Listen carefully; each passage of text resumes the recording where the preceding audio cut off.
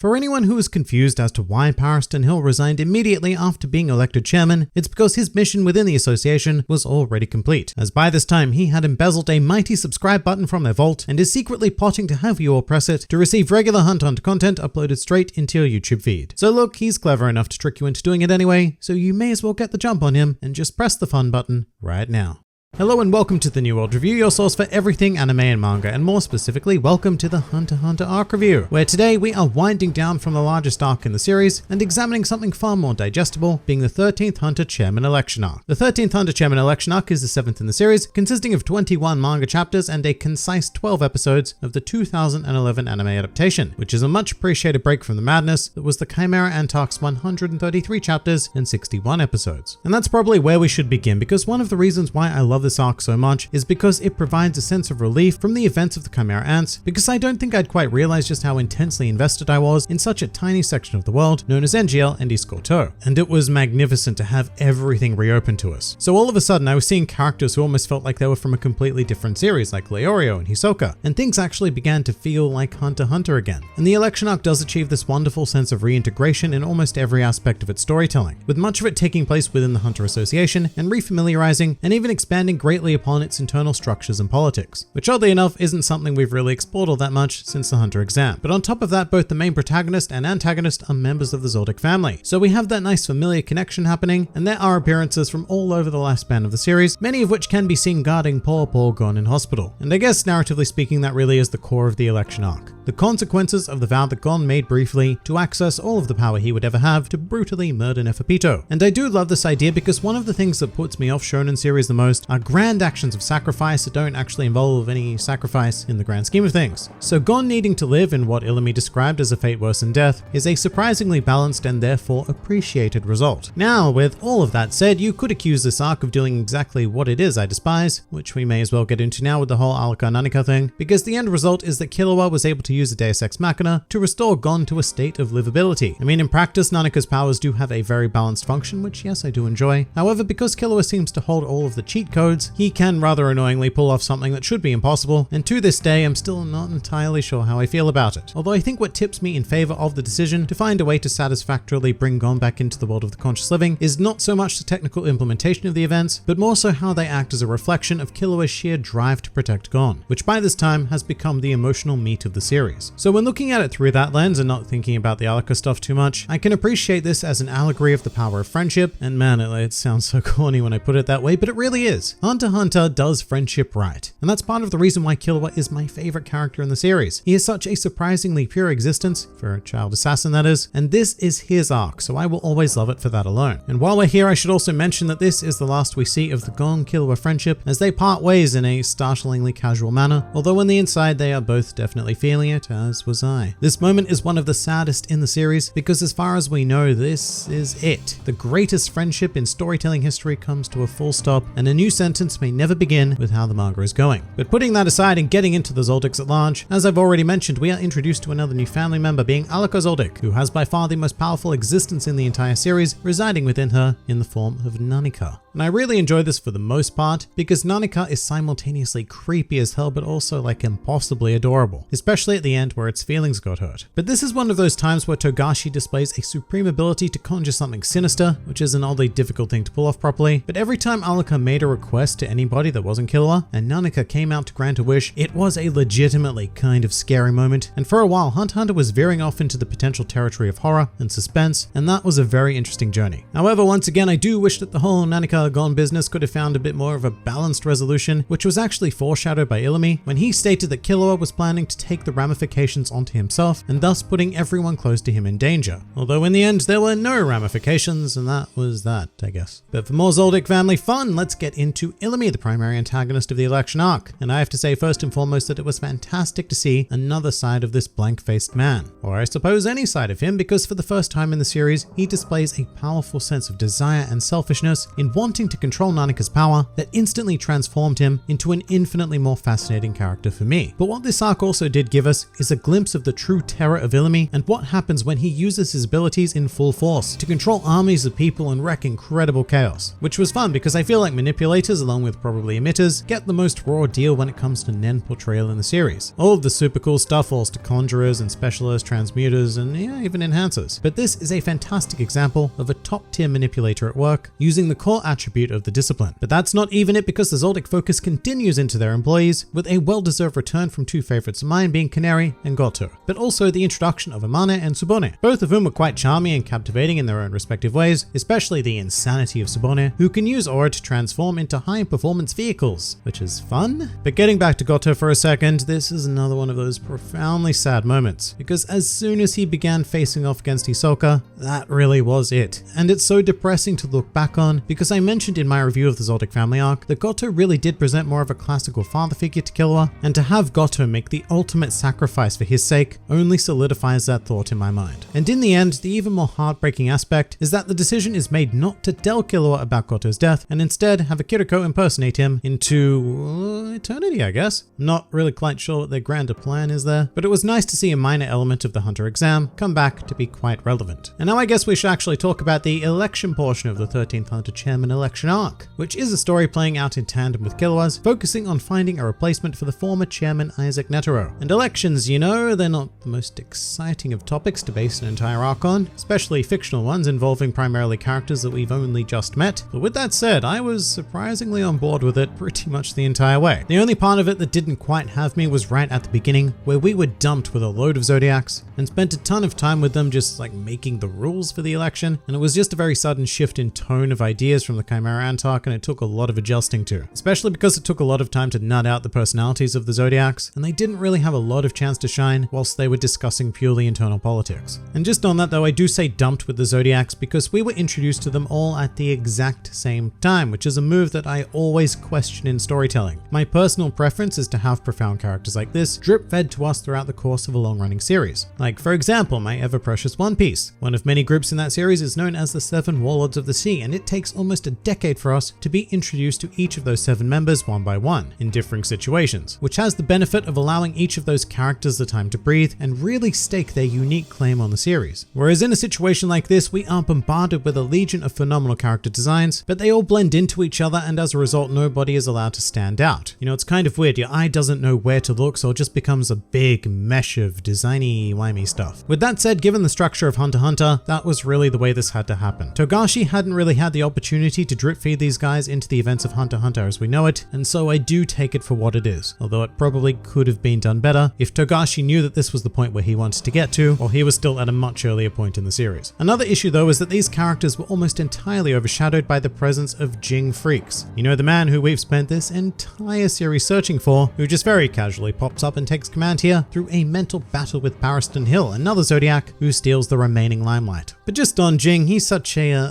disappointing character, and intentionally so I think. When we finally do see him, it's almost like a bad joke, that this slob is what we've spent the entire series searching for. And you know, he's just a classic deadbeat dad, and he even gets called out for that by the ever lovable Leorio, and even punched right in his face thing, which is probably my favorite moment of the arc, by the way. It's just another classic Togashi subversion of expectations though. Ging has been built up as this legendary figure, and I'm sure that in terms of his achievements and abilities, then he probably is, but the way he is portrayed here is anything but. Although I do have to say that his battle of wits against Pariston was a definite highlight of the arc. Honestly, I'm going to put a lot of that down to Pariston though, because this man is quite possibly one of the most intriguing figures in all of Hunter x Hunter. He has this funky, flashy sense of style, and is supremely unpredictable, which as a result makes him an attention-grabbing figure whenever he is on screen or page, because you never know when he is going to pull a move like resigning as chairman of the Hunter Association immediately after winning the election by default. This arc does have at least one other star that shines brightly though, which is definitely Leorio. And my reaction to that was, well, it's about damn time. Leorio has become very neglected at the this point in the series an almost forgotten presence of Hunter x Hunter, mostly by circumstance, and that means that he will never be able to stand up to our other main cast in terms of any sort of combative ability. However, he can prove very useful and effective in other areas, one of which is apparently getting involved in politics. And I really appreciate that Togashi found a great way to incorporate this much missed character into the fray during this arc. I was also just quietly hoping for him to become the next chairman as well, but deep down I knew it could never happen because, yeah, he wants to be a doctor, and becoming the head of an international organization would probably hinder that effort somewhat. And now I guess it's time not to just turn to the end of this arc, but the whole 2011 anime series, because this is it. And despite the fact that the story continues far beyond this, it really is a nice cap to the series, culminating with Gon meeting Ging atop the world tree, and for all intents and purposes, fulfilling the goal that he set himself during episode 1. If Hunter x Hunter had ended right here and now, I think I would have been fairly satisfied, and as far as I'm concerned, as a primary protagonist, Gon is done. He's achieved what he wanted to, and there is very little reason for him to actually be in the story anymore. And yes, you can point out that he still has threads with figures like Hisoka or Gyro, but they really don't mean a lot in the grand scheme of things, because a lot of times Togashi just lays out foreshadowing to intentionally disregard it or change it later anyway. And he himself has even said that he has ended this series once, being this point, and he was highly tempted to have this be it, but the lust for manga just kept on going, and whatever the case, this arc is where we leave Gon and Kilua, which is very bittersweet and kind of a shame, but they very much had their arcs completed in my eyes. And so it's onward with the rest of the cast. So for 21 chapters, the 13th Hunter Chairman election arc accomplishes quite a hell of a lot actually, reintroducing us to the world, capping off 2 of our fine protagonists, and laying the groundwork for a fascinating future, including the ever mysterious Dark Continent, which intrigued me so much that I immediately began reading upon finishing the 2011 anime.